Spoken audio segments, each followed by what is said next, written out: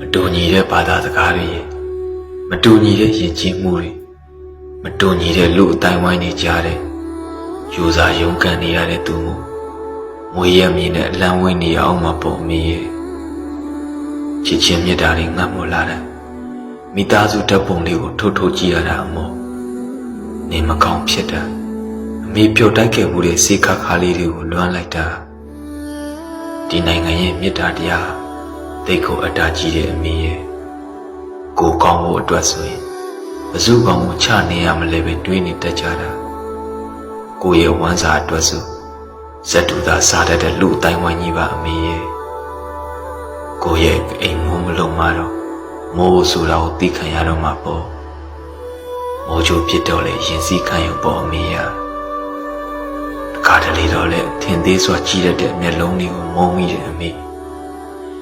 စင်ပြေလားလို့မေးတယ်အစင်ပြေပါတယ်ဆိုပြီးတကယ်မညာခြင်းတော့ဟန်ဆောင်မျက်နှာဖုံးနေရဲ့နောက်ွယ်မှာပျော်စရာတွေကတကယ်ရှားတယ်အမေ